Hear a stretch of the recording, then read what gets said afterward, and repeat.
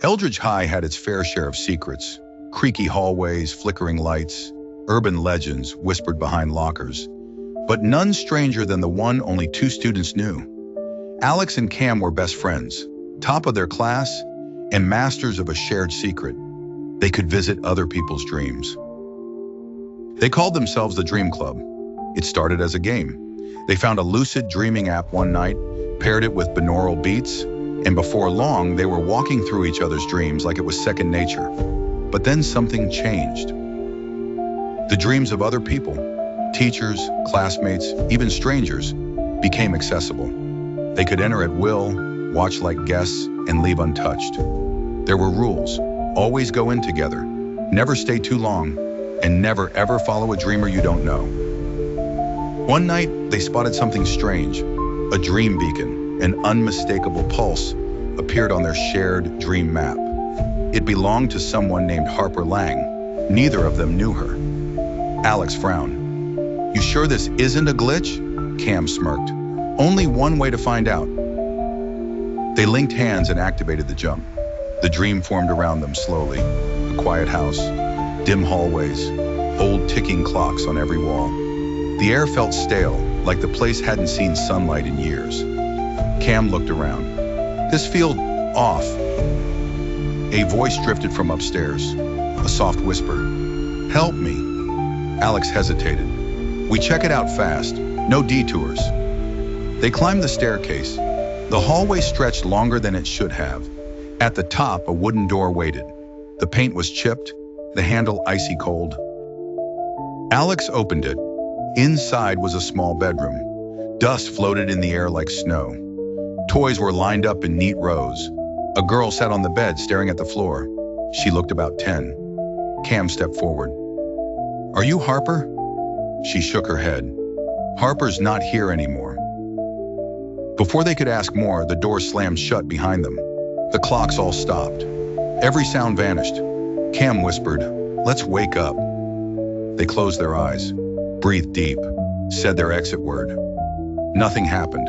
They tried again. Still nothing. Alex turned pale. "We're stuck." The girl looked up, eyes dark. "You stayed too long." The floor creaked behind them. Something unseen moved in the hallway. Not running, just pacing, waiting.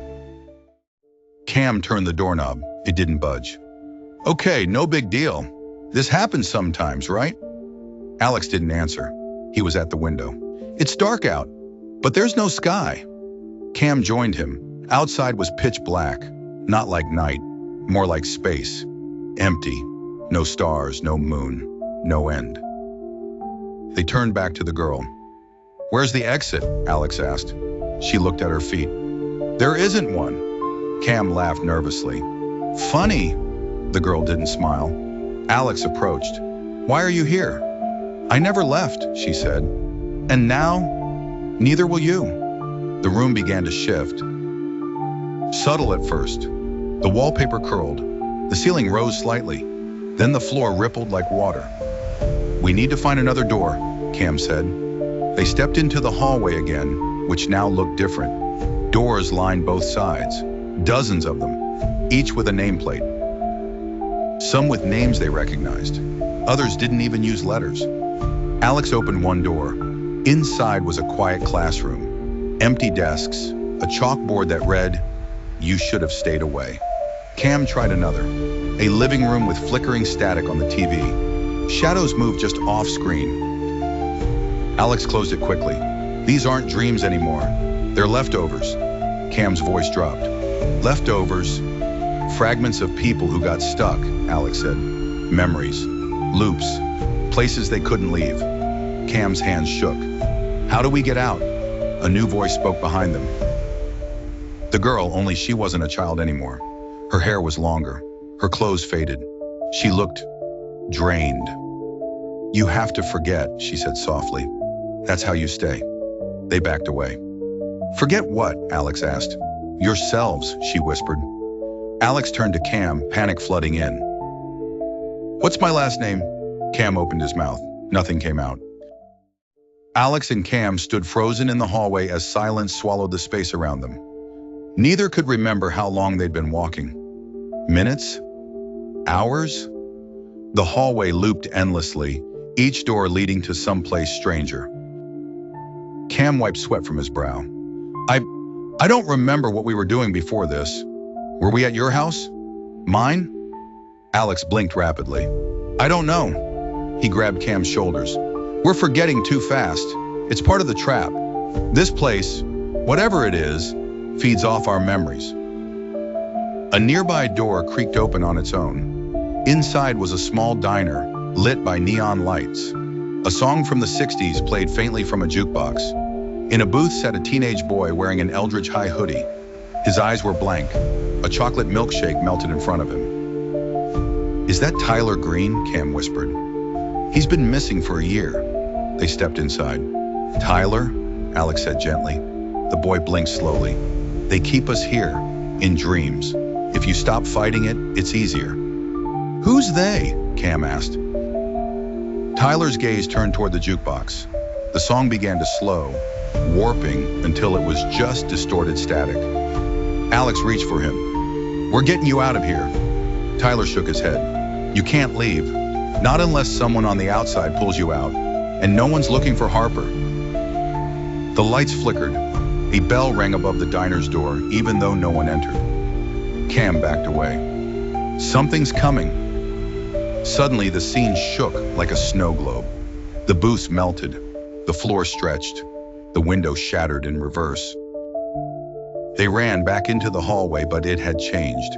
No more doors, just walls that pulsed like veins. Cam gasped. I don't remember my sister's name. Alex clutched his head. I think I forgot mine. From behind them came the voice of the girl, older now and echoing. You lose pieces of yourself every minute you stay. That's how dreams work. They take what you give. Alex turned. Why are you doing this? She stepped from the shadows. Her eyes shimmered with a dim light. Because I never meant to trap anyone. I just wanted someone to find me. She stepped forward, hands open. I'm not the one holding you here. The hallway began to crumble. Floorboards cracked. Behind them, a door appeared, glowing faintly. Cam grabbed Alex's hand. Go! They sprinted toward it. The girl shouted, Don't trust what's behind it. But they were already gone. They landed in a backyard, familiar, safe. The sun was out. Birds chirped. A dog barked in the distance. Cam laughed with relief. We made it. Alex didn't move. Wait. Cam turned. What? Alex stared at the back door of the house. We've been here before. They walked inside. It was Alex's kitchen. Clean, bright, a bowl of fruit on the table, a family photo on the fridge. But in the picture, Cam's face was missing. Okay, no, this isn't real, Cam muttered. They tried the front door, locked. All the windows showed nothing but fog outside. Alex sat down. We didn't escape, we just moved deeper. From the hallway came humming, a familiar tune, the girl's voice. Cam turned pale. She said she wasn't the one holding us here. Alex stood up. So what is? They followed the sound. It led them to the basement door. Alex opened it slowly. Stairs descended into darkness. Cam hesitated. This is dream logic. We're being pushed towards something. Alex nodded. Let's face it. They stepped down together. At the bottom was a room lined with mirrors, but the reflections were wrong. In one, Alex was crying. In another, Cam was asleep in a hospital bed. In a third, they weren't there at all. A figure emerged from the shadows, not the girl. It was a version of Alex, but older, hollow-eyed. He spoke without moving his lips. You're not supposed to wake up. Cam looked at Alex. Is that you? The doppelganger nodded. You're part of the dream now. You stayed too long. Your mind's fractured. Alex stepped forward. We can still leave. The copy smirked. No, you just think you can. That's how the loop works. The lights blinked out. When they came back, Cam was alone. Alex, he called. Only silence answered. Cam wandered the mirror room, shouting Alex's name. Each reflection showed something different now. alternate realities, possibilities, or nightmares. One showed him standing alone in an empty classroom. Another showed Harper, asleep in a hospital bed, wires connected to her head. Cam stopped. His reflection was gone from every mirror. Then a voice whispered behind him, "You can wake up, Cam, but you'll leave Alex behind."